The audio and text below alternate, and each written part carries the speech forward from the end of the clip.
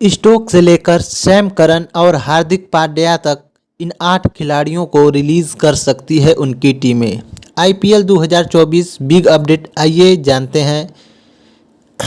Franchise हाल ही में विश्व cup में शानदार प्रदर्शन करने वाले युवा प्रतिभाओं जैसे Sachin Ravindra, Gerald Coetzee, Travis Head और अजमतुल्लाह ओमारजी के अलावा मिचेल स्टार्क, क्रिस वोक्स और पैट कमिंस और अनुभवी खिलाड़ियों के लिए बोली लगाने को बेताब है। आईपीएल 2024 को लेकर अभी से ही माहौल बनना शुरू हो गया है। आईपीएल फ्रेंचाइजी के पास खिलाड़ियों की नीलामी से पहले रिटेन किए गए खिलाड़ियों की अंतिम सूची की घोषणा करने के लिए 26 नवंबर तक का समय है। नीलामी 19 दिसंबर को दुबई में आयोजित होगी। रिटेन और रिलीज किए गए खिलाड़ियों की सूची को अंतिम रूप देने से पहले फ्रेंचाइजी 2 प्रमुख कारकों पर विचार करेगी। इनमें बोली लगाने के लिए उपलब्ध नए नाम और 2025 सीजन से पहले मेगा ऑक्शन शामिल है। टीमें मेगा ऑक्शन में अपनी टीमों को नया रूप देती हैं। फ्रेंचाइजी हाल ही में विश्व कप में शानदार प्रदर्शन करने वाले युवा प्रतिभाओं जैसे Sachin Ravindra, Gerald Coetzee, Travis Head और अजमतुल्लाह ओमारजी के अलावा मिचेल स्टार्क, क्रिस वोक्स और पैट कमिंस जैसे अनुभवी खिलाड़ियों के लिए बोली लगाने को बेताब हैं। इनमें से कुछ नामों के लिए भारी बोली लगनी तय है, जो मिनी ऑक्शन में पहले भी होता रहा है। हालांकि फ्रेंचाइजी को नीलामी में बड़ी बोली के लिए मजबूत पर्स की ज़रूरत होगी, जिसे वह पिछले 2 साल में बड़ी कीमत पर खरीदे गए खिलाड़ियों को रिलीज़ करके ही मजबूत कर सकते हैं।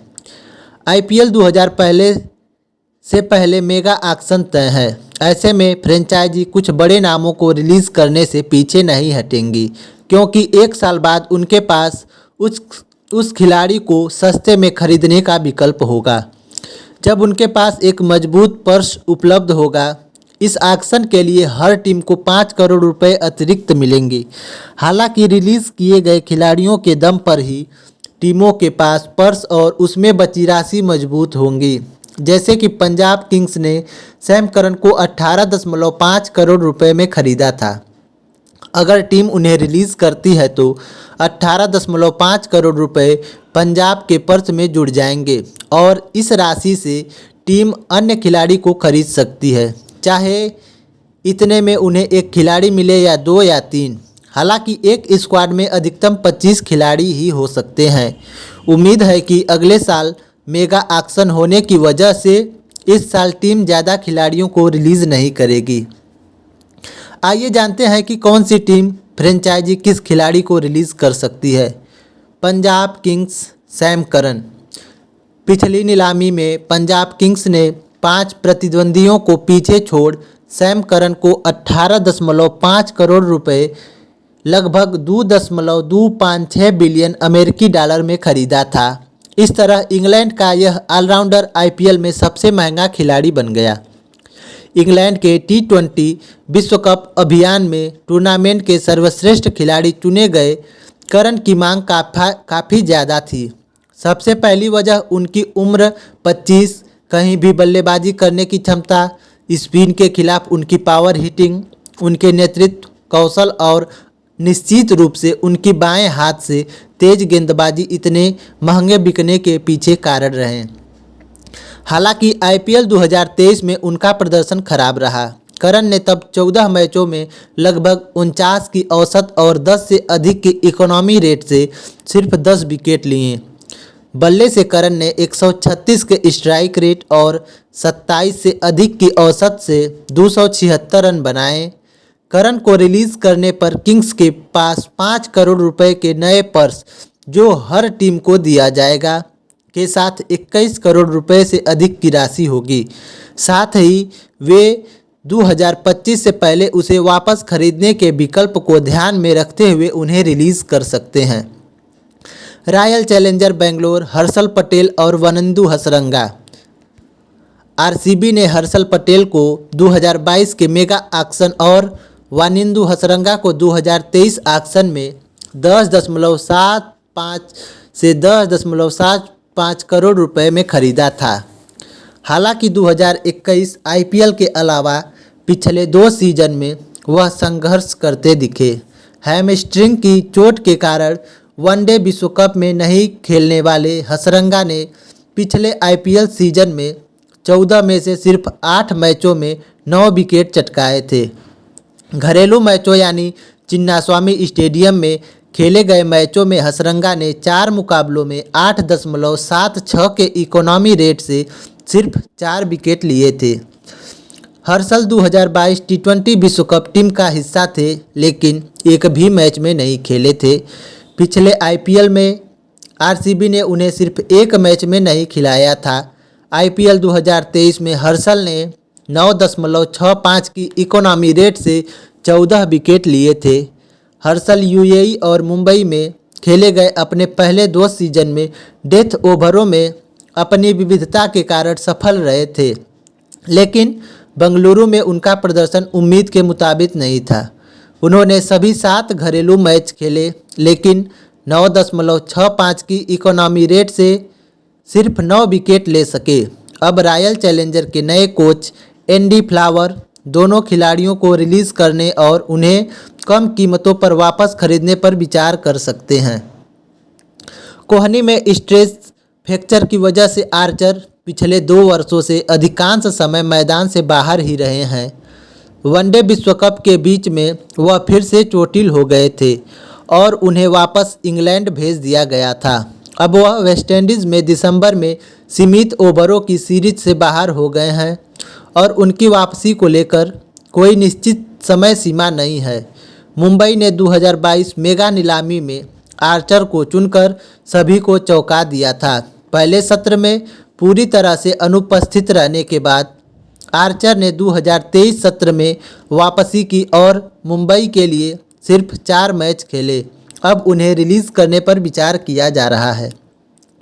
एक अन्य खिलाड़ी जो लंबे समय से चोटों से जूझ रहा है वह दक्षिण अफ्रीका के तेज गेंदबाज एनरिक नर्तजे हैं। उन्हें 2022 में कैपिटल्स ने 6.5 करोड़ रुपए में रिटेन किया था। 150 किमी प्रति घंटे की रफ्तार से गेंद फेंकने में सक्षम नर्तजे इस साल की शुरुआत में ग्रोइन की चोट से उभरकर 2023 सत्र में कैपिटल्स के लिए 10 मैच खेले थे। हालांकि बाद में वह निजी कारणों से स्वदेश लौट गए थे। उन्हें अमेरिका में मेजर लीग क्रिकेट के उद्घाटन सत्र के दौरान चोट लगी और वनडे विश्व कप से बाहर हो गए। नर्तजे का दक्षिण अफ्रीका टी20 लीग में खेलना संदिग्ध है। साथ ही क्रिकेट साउथ अफ्रीका की ओर से अभी तक इस बारे में कोई जानकारी नहीं दी गई है कि यह तेज गेंदबाज कब वापसी करेगा। 2024 सीजन से बाहर होने का फैसला करके स्टोक्स ने सुपर किंग को एक आसान फैसले लेने का मार्ग प्रशस्त किया है। सीएसके ने 2023 की नीलामी में स्टोक्स को 16.25 करोड़ रुपए में खरीदा था, जिससे वह अब तक के सबसे महंगे बिकने वाले खिलाड़ियों में से एक बन गए थे। 2025 मेगा ऑक्शन को देखते हुए अगर सीएसके स्टोक्स को रिलीज़ नहीं करती है तो इस फ्रेंचाइजी को उसका अंजाम भुगतना पड़ सकता है। अगर वे स्टोक्स को रिलीज़ नहीं करते हैं तो सुपर किंग्स के पास आगामी नीलामी में एक हल्का पर्स भी होगा। फर्ग्यूसन ने पिछले सीजन में नाइट राइडर्स में वापसी की थी, जब उन्होंने इस कीवी गेंदबाज को गुजरात टाइटन से ट्रेड कर अपनी टीम में शामिल किया था। नाइट राइडर्स ने टाइटन को 10.75 करोड़ रुपए का भुगतान किया था। गुजरात ने 2022 की नीलामी में फर्ग्यूसन को खरीदने के लिए इतनी ही राशि खर्च की थी। 150 से अधिक की गति से गेंद फेंकने वाले फर्ग्यूसन हालांकि पिछले सत्र में केवल 3 मैच ही खेल सके थे। वह हैमस्ट्रिंग की चोट से जूझ रहे थे। हाल ही में फर्ग्यूसन ने वनडे विश्व कप खेला था, लेकिन फिर चोटिल हो गए और प्लंकेट शील्ड टूर्नामेंट से भी बाहर रहने की संभावना है। ऐसे में केकेआर उन्हें रिलीज़ कर अपने पर्स को और मजबूत करना चाहेगी, साथ ही अन्य तेज गेंदबाजों को खरीदने पर विचार करेगी।